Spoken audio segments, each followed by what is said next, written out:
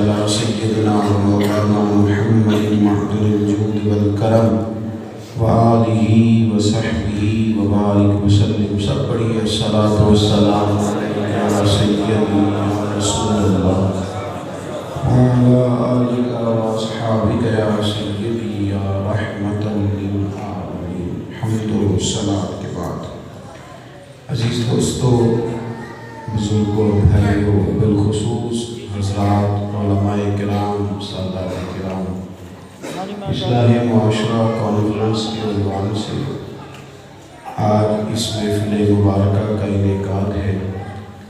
اللہ تعالی ہم سب کو دین کے ساتھ اخلاص کی توفیق عطا فرمائے. ہماری یہاں اس حاضری کو اللہ اپنی بارگاہ میں قبول فرمائے. اس محفل کو عقائد کی پختگی، اعمال کی درستگی اور ہمارے گناہوں کی معافی کا سبب بنائے.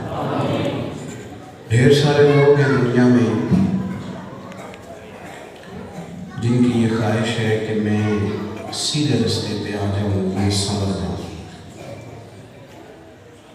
اور اس کے لیے وہ بار بار رجوع بھی کرتے ہیں، توبہ بھی کرتے ہیں، اپنے معاملات کا جائزہ بھی لیتے ہیں، بہت سارا احساس بھی رکھتے ہیں، لیکن پھر بھی اصلاح نہیں ہو پاتی، کمزوری رہ جاتی ہے.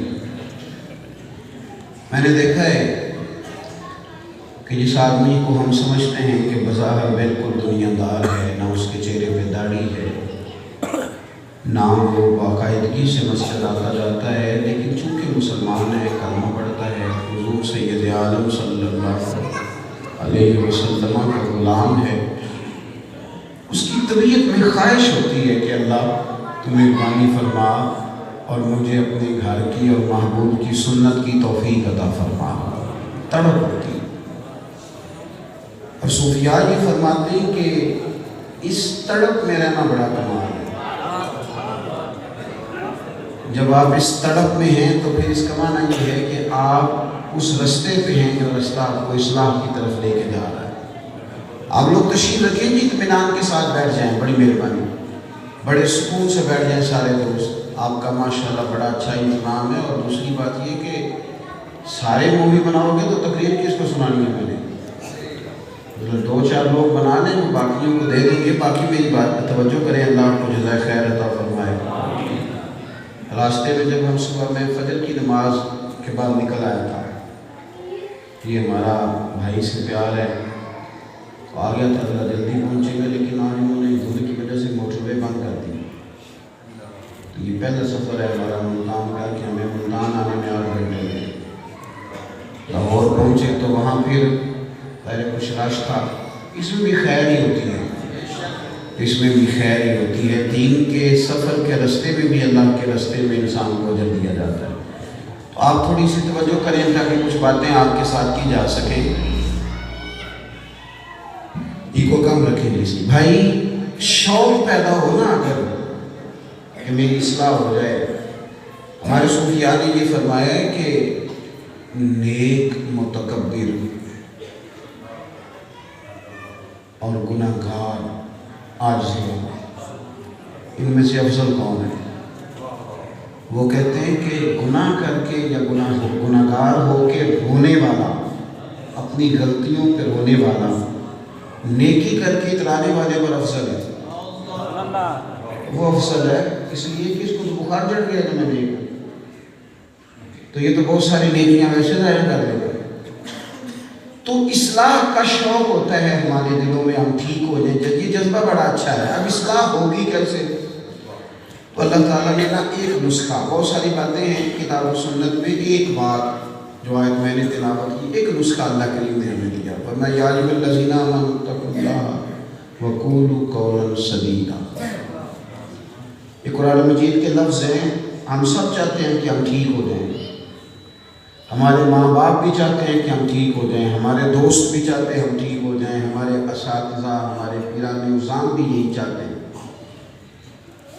یہ نسخہ اس کو سمجھ لیں. قرآن مجید نے کہا کہ اس طرح کرو اے ایمان والو، اللہ سے ڈرو، وقولوا قولا سدیدا، اور بات سیدھی کرو، بولو سچ.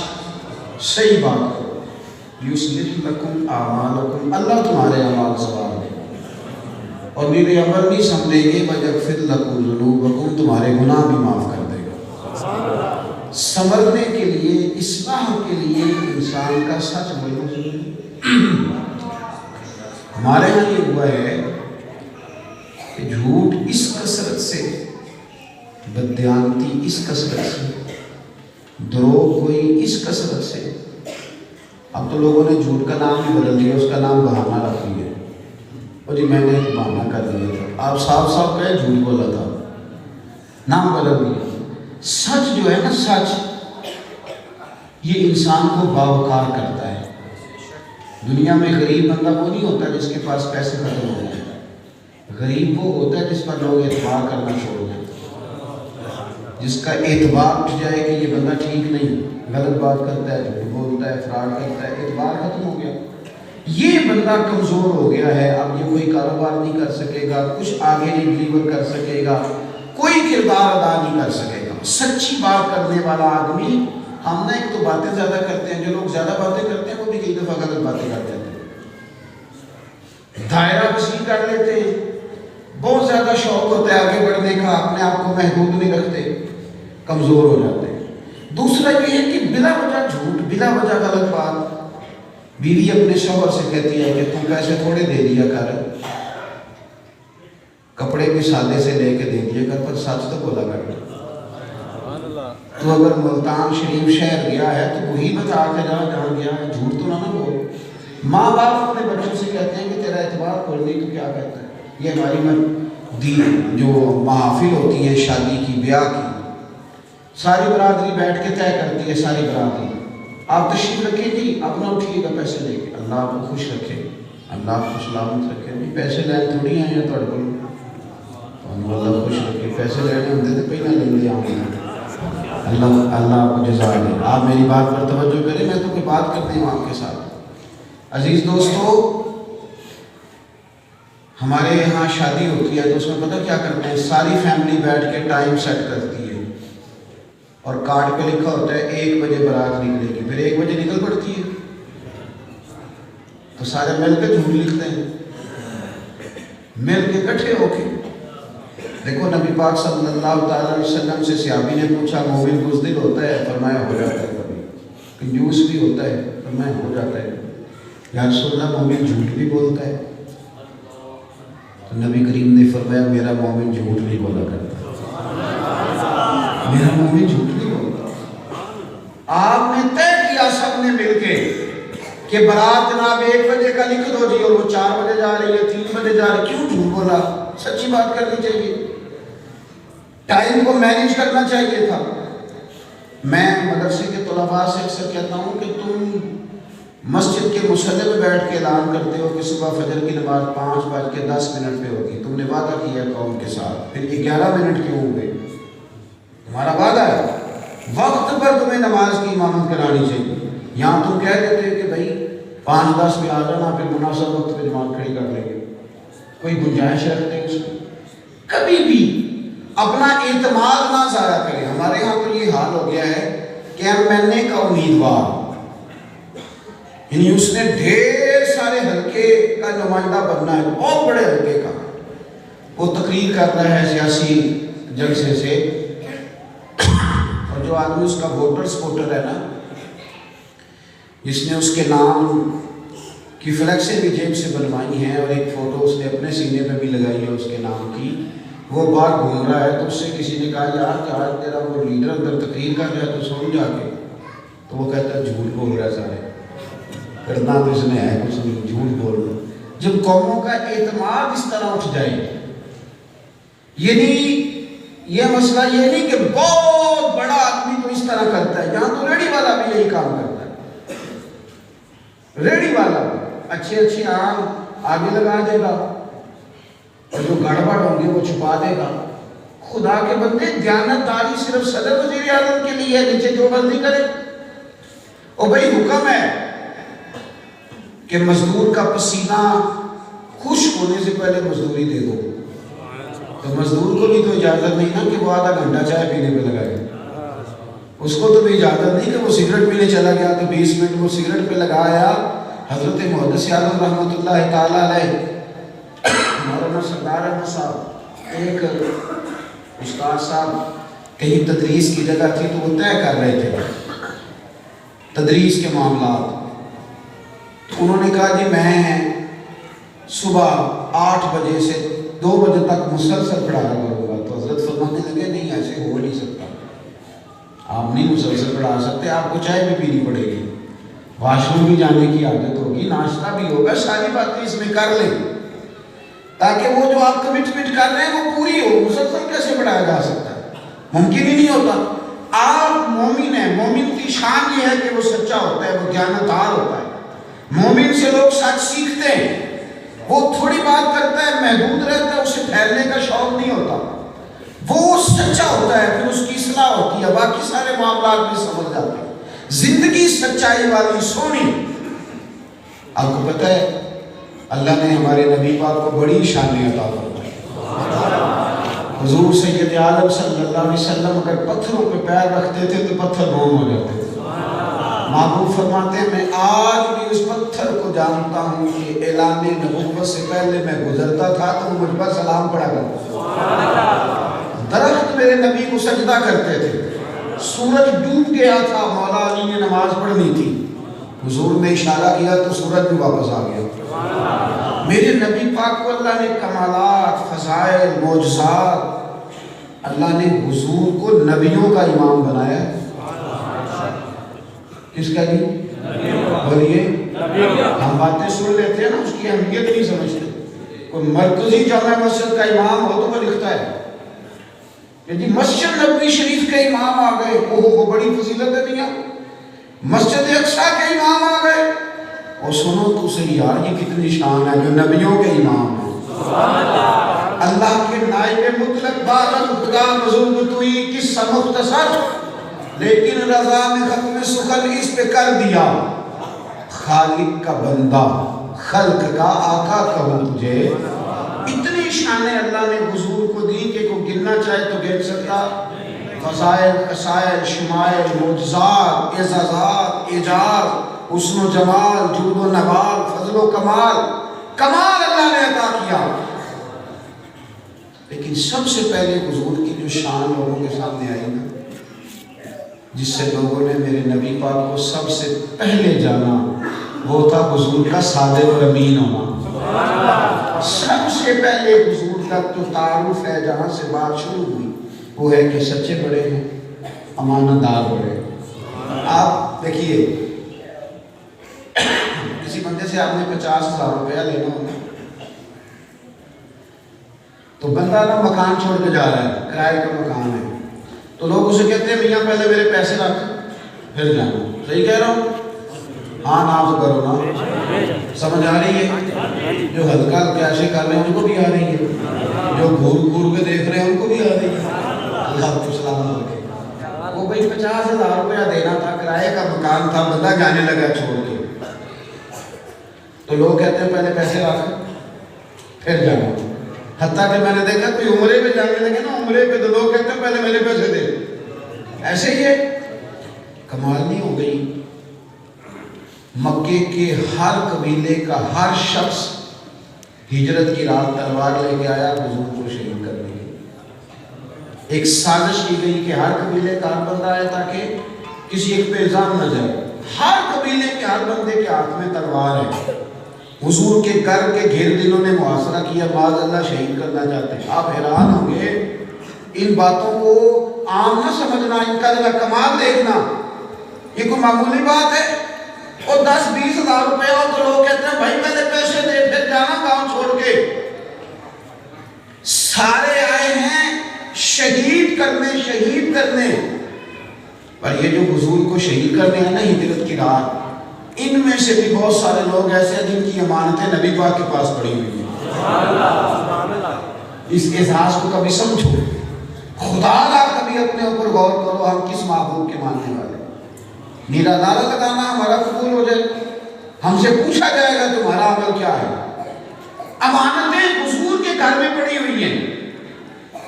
ان کو پتہ ہے یہ شہید ہو بھی گئے نا اب تو یہ ہو سکتا نہیں، اللہ نے وعدہ کیا ہے معبود کی حفاظت کا۔ ان کا خیال ہے کہ اگر ہو بھی گئے تو پھر بھی ہماری امانت ضائع نہیں ہوگی، ہماری امانت میں فرق نہیں پڑے گا، ہماری امانتیں ہمیں ملے گی۔ یہ اعزاز ہے میرے رسول پاک کا، اور حضور نے بھی بندوبست کیا، فرمایا علی میرے بستر پہ لیٹ جاؤ، صبح لوگوں کی امانتیں واپس کر کے مدینے آ جانا، لوگوں کی امانتیں واپس کر کے مدینے آ جانا۔ عزیزو، جب آپ اپنی زندگی میں دیانت کا مظاہرہ کرتے ہیں، امانت دار ہو جاتے ہیں، آپ کو بھی احساس ہوتا ہے کہ میں کو بالغ نظر ہوں، اللہ نے میرے ذمے کچھ چیزیں لگائی ہیں، آپ میں بھی احساس پیدا ہوتا ہے۔ اور جب بندہ سچ بولتا ہے نا، وہ خود بھی سکون محسوس کرتا ہے کہ میں نے بات سچی کی ہے، میں نے اس پہ عمل کر لینا۔ یہ جو جھوٹ ہوتا ہے نا، گناہ ہوتا ہے، یہ گناہ کی تعریف یہ ہے کہ ما حاک فی صدر، یہ بندے کے سینے میں کھٹکتا رہتا ہے، اسے بہت پریشان رکھتا ہے، انسان خود تکلیف میں رہتا ہے۔ جب آپ اپنی زندگی سچائی والی گزارتے ہیں، خوبصورتی والی گزارتے ہیں، دیانتداری والی گزارتے ہیں، آپ کو خود محسوس ہوتا ہے کہ اللہ تعالیٰ نے میرے اوپر خاص فضل کر دیا۔ آپ اگر کہیں کہ آپ کی باتوں سے لوگ متاثر ہو جائیں اور آپ کا کردار نہ دیکھیں، آپ اگر یہ محسوس کریں کہ آپ لوگوں کو اپنی کسی کار پجاروں سے متاثر کر لیں، ہو نہیں سکتا۔ روب کردار کا ہوتا ہے، کپڑوں کا کپڑا ہوتا ہے، کردار کا روب ہوتا ہے۔ ایک آدمی 6 کروڑ کے مکان میں رہتا ہو، 1.25 کروڑ کی پجارے ہو، لیکن پیسے کرپشن کے ہوں تو لوگ اس کے دروازے کے سامنے کھڑے ہو کے کہہ دیتے ہیں 2 نمبر آدمی۔ لیکن چھوٹا سا افسر ہو نا، بالکل چھوٹا سا، تو کروڑ پتی آدمی اس کے دروازے پہ کھڑا ہو کے کہتا ہے یار نہ ناجائز سفارش مانگتا ہے، نہ رشوت لیتا ہے، بندہ کھڑا ہے، اس کے پاس تو جاتے ڈر لگتا ہے۔ تو اس کا مطلب ہے روب پیسوں اور کپڑوں کا نہیں ہوتا، روب تو کردار کا ہوتا ہے۔ کیسر روم کا بادشاہ بددیانت تھا، اس کے اپنے لوگ بھی چکر دے جاتے تھے، حضرت عمر کے کپڑوں کو پیوند لگے ہوتے تھے، پر ساری دنیا نام سے بھی کعبہ کرتی۔ آپ اپنی زندگی میں سچائی لائیں، کردار لائیں، خوبصورتی لائیں، عمل کی طرف سفر کریں، عمل کی طرف۔ حضرت حذیفہ بن یمان رضی اللہ تعالیٰ عنہ فرماتے ہیں کہ جب بدر کی جنگ ہو رہی تھی نا، تو ہم 2-3 صحابی پیچھے رہ گئے تھے، کیونکہ اس جنگ میں باقاعدہ لڑنے کے لیے تو مسلمان نکلے ہی نہیں تھے، گئے تو تھے قافلہ روکنے کے لیے۔ اب یہ پیچھے رہ گئے، فرماتے ہم بعد میں جا کے قافلے کے ساتھ ملے، اور جب ہم جا کے پیچھے قافلے کے ساتھ ملے تو اتفاق کی بات یہ کہ پتہ بھی نہیں تھا مسلمانوں کا پڑاؤ کس جگہ پہ۔ ہماری ملاقات پہلے ابو جہل کے ساتھ ہو گئی، کفار کے ساتھ ہو گئی، انہوں نے ہمیں پکڑ لیا، گرفتار کر لیا، کہنے لگے تم جا کے مسلمانوں کی صفوں میں شامل ہو جاؤ گے، ہمارے خلاف لڑو گے۔ انہوں نے روک لیا۔ یہ اس جنگ کا نا ماحول بڑا عجیب تھا، یعنی 1000 کا مقابلہ، وہ بھی 313 کے ساتھ، اور کافروں کی یہ پوزیشن تھی کہ ایک بندے کے پاس 3 قسم کا اسلحہ، تلوار بھی ہے، نیزہ بھی ہے، تیر بھی ہے۔ مسلمانوں کا یہ حال ہے کہ 6 ذبحیں 8 تلواریں، وہ کئی اونٹنیاں اضافی لے کے آئے تھے کہ رات کو ذبح کیا کریں گے، کھایا کریں گے، اور یہاں ایک سواری پہ 2-2 3-3 لوگ، کوئی مقابلہ نہیں تھا، ایک بندے کی ضرورت تھی۔ فرماتے ہیں ہمیں کفار نے روک لیا، کہنے لگے تم جا کے لڑو گے۔ ہم نے ان سے کہا کہ ہم لڑیں گے نہیں، ہم بس نا حضور کی زیارت کریں گے۔ کس سے بات ہو رہی ہے؟ کافر کے ساتھ۔ معاہدہ کس سے ہو رہا ہے؟ یہاں تو صبح لوگ معاہدہ کرتے ہیں تو شام کو مکر جاتے ہیں۔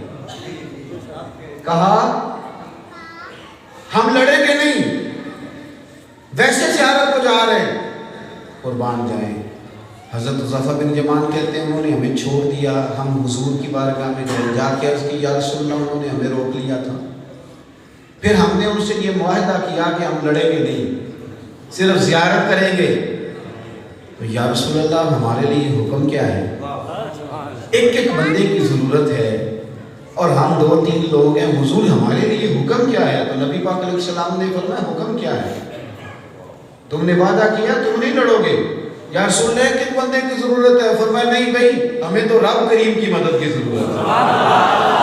حکمت بنا کے جھوٹ بول لینا یا کوئی ایسا اینگل بنا کے غلط انداز اختیار کر لینا، فرمایا نہ بھائی مدد تو اللہ رسول کی چاہیے، وہ تمہیں حاصل ہے۔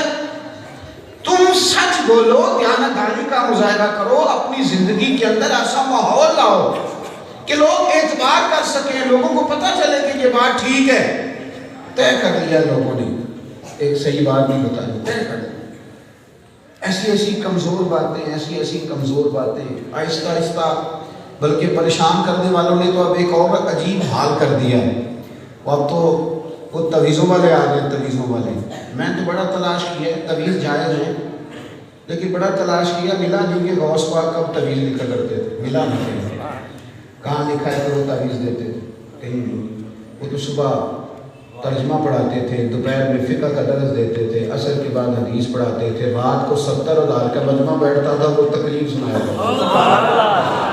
وہ تو دعوت دین دیتے تھے، پتہ نہیں یہ کہاں سے معاملہ، اور پھر بڑے سیانے ہیں، پورا پتہ ہے ان کو کہ بندے کو پریشان کیسے کرنا ہے۔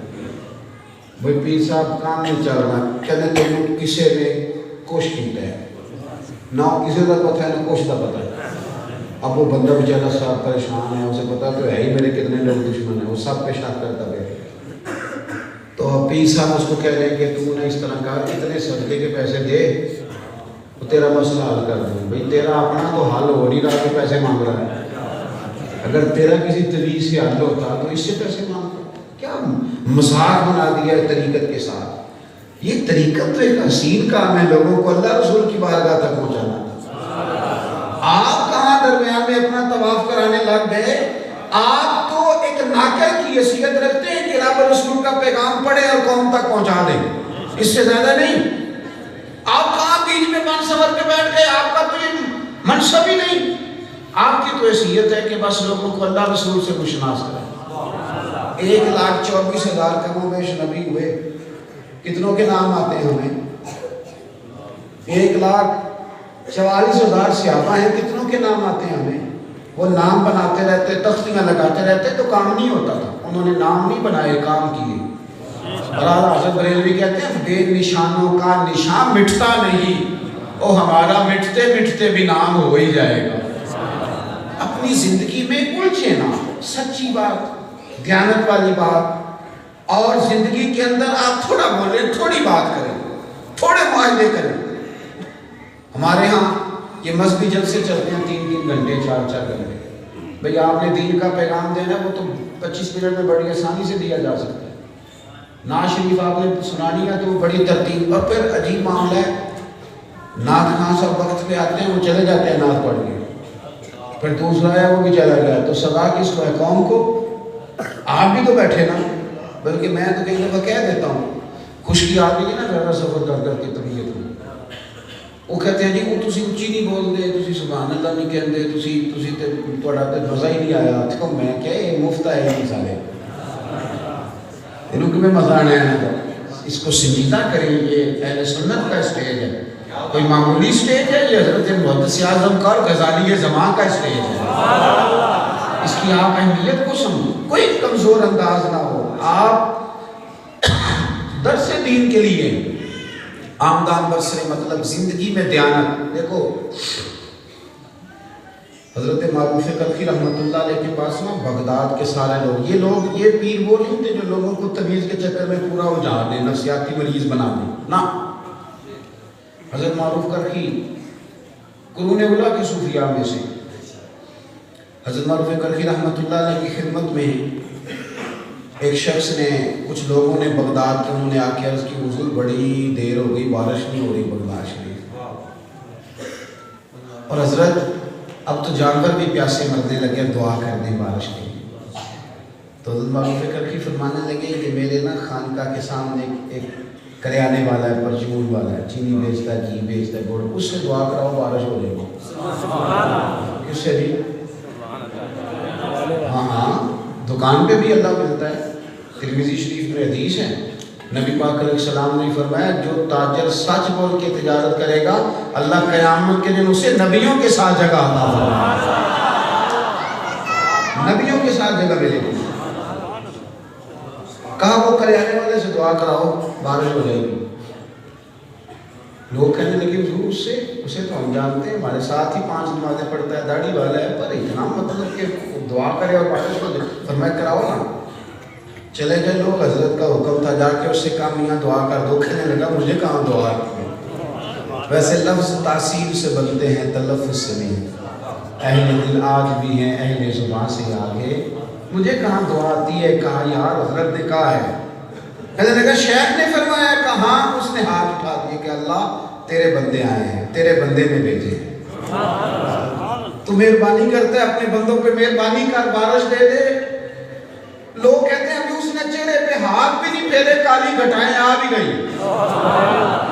اور چھا بھی گئی اور پورے بغداد شریف میں جل تھل ہو گیا، بارش آ گئی.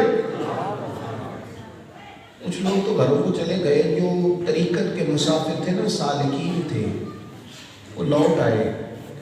حضرت معروف کرخی رحمۃ اللہ علیہ کی خدمت میں عرض گزار ہوئے، حضور یہ کوئی رات کو الگ سے آ کے تہجد پڑھتا ہے، کیا خوبی ہے اس میں؟ کمال ہو گئی. ہاتھ اٹھائے اور قبولیت اتنی قریب. آپ فرمانے لگے کچھ بھی نہیں، اتنی نمازیں پڑھتا ہے جتنی تم پڑھتے ہو، اتنا ہی پابند ہے. تو حضور پھر اتنا کمال. آپ فرمانے لگے 35 سال ہو گئے میرے سامنے دکان کرتا ہے، گاہکوں سے سچ بولتا ہے، سودا پورا تولتا ہے. جو بندہ 35 سال اپنے رب کی بات مانے، وہ جب ہاتھ اٹھائے تو اللہ بھی دعا قبول فرما لیا. اپنی زندگی میں صفائی ہے. وہ ہمارے ہاں نا رشتے دیکھنے کے لیے لوگ آتے ہیں، اتنی خوبیاں بچے میں، اتنی خوبیاں بیان کر دی، ایسے محسوس ہوتا ہے کہ رشتے کے لیے تو بیعت کے قابل اتنا ہی نیک ہے، اتنا پرہیزگار بتا دیا. پھر اسی کا والد بعد میں کہہ رہا ہوتا ہوں میں تو بڑی دیر سے سمجھاتا ہوں جی یہ سمجھتا ہی نہیں.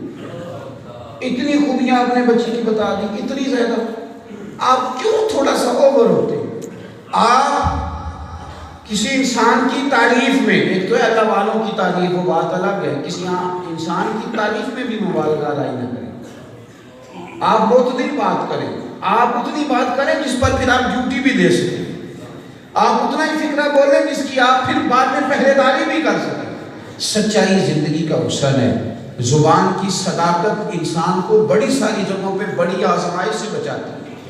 آپ ورنہ بڑی عجیب و غریب زندگی ہو جائے گی، لوگ اعتبار کرنا چھوڑ جائیں گے، اور جس کا لوگ اعتبار کرنا چھوڑ جائیں گے وہ سب سے غریب آدمی ہوتا ہے، سب سے کمزور ہوتا ہے. اس کا کوئی لوگوں کے اندر اس کا کوئی رویہ نہیں رہتا. رسول کائنات صلی اللہ تعالی علیہ وسلم خاص تلقین فرماتے اس عنوان پر، خاص نصیحت کرتے نبی پاک صلی اللہ علیہ وسلم، اور لوگوں کو حضور تھوڑی بات کرنے کا کہتے ہیں، زبان کی آفات سے بچاتے، لمبے چکروں میں پڑھنے سے محفوظ کرتے.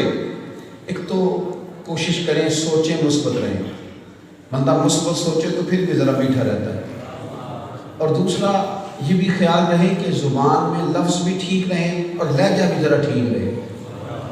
ایک تو ہمارے لفظ سچے نہیں ہوتے، اور کئی دفعہ اگر سچ بولیں تو کڑوے ہو جاتے ہیں، اور بعض لوگوں نے اپنی مرضی کا ترجمہ بھی کر لیا ہے، کہتے ہیں میں چونکہ سچا ہوں اس لیے کڑوا ہوں. یہ اپنی مرضی کا ترجمہ ہے. میں نہیں بندہ ٹھیک ہوں تو پھر لہٰذا میں سخت بات کرتا ہوں. تو میں نے کہا آپ کو غلط فہمی ہو گئی ہے.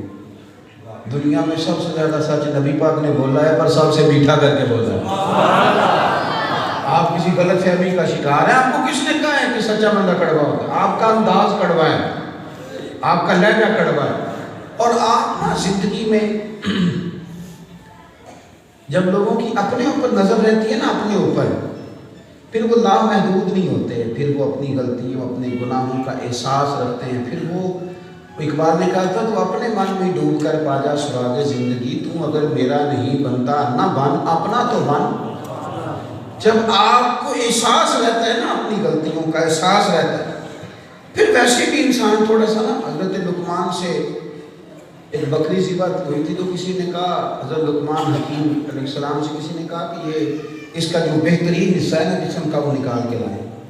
تو جناب لقمان رضی اللہ تعالیٰ عنہ گئے اور زبان اور دل نکال کے لے آئے، بہترین حصہ جسم کا.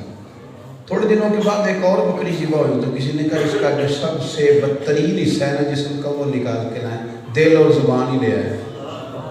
کسی نے کہا اس دن کہا تھا پھر بھی یہ لے آئے اور سب سے اچھا لو آج برا کہا تو وہ کہنے لگے اگر صبر جائے تو اس سے زیادہ اچھا حصہ کوئی نہیں اور اگر بگڑ جائے تو اس سے بری شے بھی. پاک ہمیں تے پاک ہی ملتا ہی تے بنا پاکوں پاک نہیں ملتا تے سارے جسم دے دھومن نالوں ایک کو ٹکڑا دھولا دل دا. اس پر توجہ کریں, اس پر تھوڑا غور کریں. باتیں میں نے زیادہ نہیں کرنی, بس سمیٹنے لگا ہوں, آپ غور کریں گے میری بات پہ. جب آپ اپنی زندگی میں احساس پیدا کر رہے ہیں پھر آپ کا دائرہ, پھر تھوڑے وقت میں کام زیادہ ہوتا ہے. ہمارے بزرگوں کی لمبی چوڑی عمریں انہوں نے صدیاں نہیں لگائیں, چونکہ وہ بہت زیادہ الجھتے نہیں تھے. یہ بھی میں نے کرنا ہے, وہ بھی میں نے کرنا ہے, ادھر بھی میں نے جانا ہے, ادھر بھی میں نے جانا ہے, سیاست بھی, صحافت بھی, فلاں بھی. اتنی لمبی دوڑ نہیں تھی, تھوڑی باتیں, محدود زندگی, جو کیا دیانتداری سے کیا. 62 سال عمر پائی امام بخاری نے, 62 سال, اور امت کو قرآن پاک کے بعد سب سے بہترین کتاب انہوں نے دی. حضرت عمر بن عبدالعزیز کی عمر 39 سال ہوئی ہے, پوری 40 نہیں, لیکن امن بھی دیا لوگوں کو, پچھلے بادشاہوں کی غلطیوں کو بھی دھو ڈالا, سکون بھی قائم کیا, 5000 مرتبہ روز درود پاک بھی پڑھا, 5 سپارے قرآن پاک کے بھی روز پڑھے, اور اپنے لیے محنت کر کے مال خزانہ سے حصہ نہیں لیا, ٹوپیاں بناتے تھے, سیتے تھے, اس کی مزدوری سے کام چلاتے. اللہ لوگوں کے وقت میں برکت پیدا کر دیتے. ہم چونکہ بے حد زندگی گزارنا چاہتے ہیں, لامحدود ہونا چاہتے ہیں, ہماری سٹوریاں بڑی ہیں.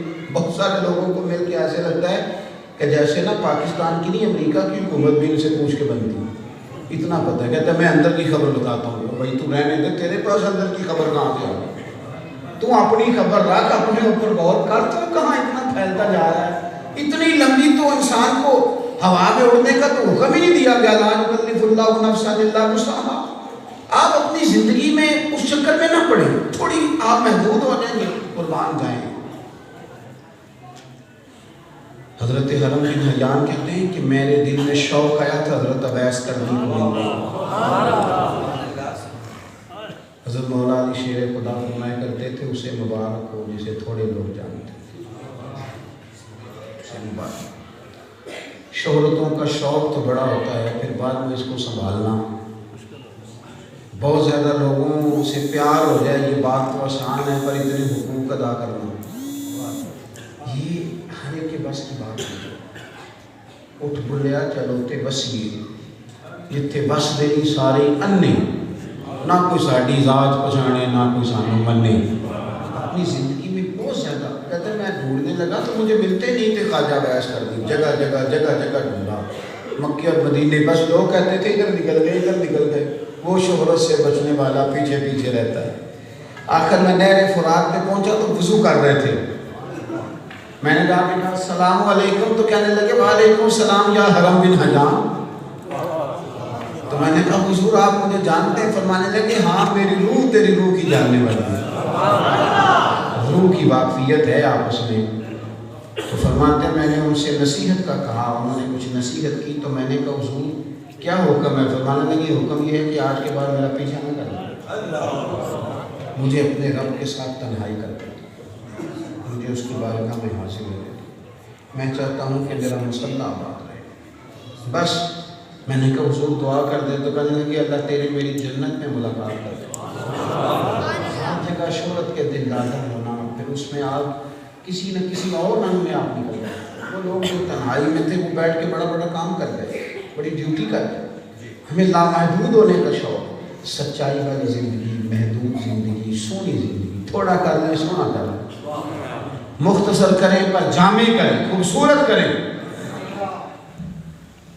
جب شاہ روم کے پاس نبی پاک صلی اللہ علیہ وسلم کا خط پہنچا نا, یا اس کو پیغام دین پہنچا, اس نے کہا اس طرح کرو, ڈھونڈ کے لاؤ, پتہ کرو کہ یہاں کوئی سردار عرب کا آیا ہوا ہے. حضرت ابو سفیان رضی اللہ تعالیٰ وہ مسلمان نہیں تھے, یہ وہاں تجارت کے لیے گئے ہوئے تھے. تو فرماتے ہیں کہ مجھے وہ لے گئے پکڑ کے. میں بات ختم کرنے لگا ہوں, آپ میری بات پہ توجہ کرنا. پکڑ کے لے گئے, لے جا کے نا تو سامنے مجھے کھڑا کر لیا. مجھ سے اس نے بڑے سوالات کیے. ابو سفیان کہتے ہیں میں مخالف تھا. جب بندہ مخالف ہوتا ہے تو خوبیاں بھی خامیاں نظر آتی ہیں. پیار کرے تو پھر جو خامیاں ہوتی ہیں وہ بھی خوبیاں دکھائی دیتی ہیں. کہتے میں مخالف تھا اور انہوں نے نا قریش مکہ نے ایک کہانی بھی پوری یاد کی ہوئی تھی. جب بندہ کسی کی حمایت کرتا ہے پھر بھی باتیں یاد کرتا ہے, مخالفت کرتا ہے پھر بھی کوئی نہ کوئی کہانی یاد کی ہوتی. کہتے کہانی بھی یاد, دیکھو جی وہ ہمارے باپ دادا کو گمراہ کرتے ہیں, دیکھو جی انہوں نے لڑائی کرا دی ہے, بھائی کو بھائی سے لڑا دی ہے, ایک بھائی کو تو پوچھتا تھا معاذ اللہ دوسرے کو مومن. یہ کہانی پوری یاد کی ہوئی. ابو سفیان کہتے ہیں میں نے اپنے رنگ میں وہ کہانی بھی سنائی. بادشاہ نے سوال پوچھے, اس نے کہا کہ ماننے والے امیر لوگ ہیں کہ غریب لوگ ہیں؟ آج بھی غریب ہی ہیں. یہ میلاد کی محفل میں غریب ہی آتے ہیں, میلاد کے جلوس میں غریب ہی جاتے ہیں. امیر بھی جاتے ہیں پر جب کسی سیاسی آدمی کا جلوس ہو پھر ان کو فتوے شتوے بھی نہیں یاد رہتے, پھر وہ گاڑی نکال لیتے. میں ایک دن دیر سے آیا رات کو جلسے سے, تو میرے چوری صاحب دوست ہیں, تو مجھے کہنے لگے ਕਿੰਨੇ ਕੁ ਦਿਨ ਰਹਿ ਗਏ ਨੇ ਮਿਲਾਦ ਸ਼ਰੀਫ ਤੇ. ਮੈਂ ਕਿਹਾ ਤੁਸੀਂ ਗੱਲ ਕਰੋ. ਕਹਿੰਦੇ ਸਾਡੇ ਗੁਆਂਢੀ ਰਾਤੀ ਜਲਸਾ ਸੀ ਤੇ ਮੌਲਵੀਆਂ ਸੌਣ ਨਹੀਂ ਦਿੱਤਾ. ਮੈਂ ਕਿਹਾ ਇਲੈਕਸ਼ਨ ਆ ਲੈਂਦੇ ਹੋ ਤੁਸੀਂ ਵੀ ਨਹੀਂ ਸੌਣ ਦੇਣਾ, ਪਰ ਤੁਹਾਡਾ ਤੇ ਸਾਡਾ ਇੱਕ ਫਰਕ ਹੈ. ਤੁਸੀਂ ਪਿਛਲੇ 5 ਸਾਲ ਕਿਸੇ ਹੋਰ ਦੇ ਨਾਰੇ ਮਾਰਦੇ ਸੋ ਤੇ ਇਹ ਸਾਲ ਮਾਰਦੇ ਹੋ ਕਿਸੇ ਹੋਰ ਦੇ, ਤੇ ਅਗਲੇ ਪਤਾ ਨਹੀਂ ਕਿਤੇ ਮਾਰ ਦੇਂਗੇ. ਅਸੀਂ ਜੂੰ ਦੇ ਜੰਮੇ ਆ ਮਦੀਨੇ ਵਾਲੇ ਦਾ ਯਾਰ یہ ہمارا اور آپ کا فرق ہے. آپ روز نعرہ بدلتے ہیں.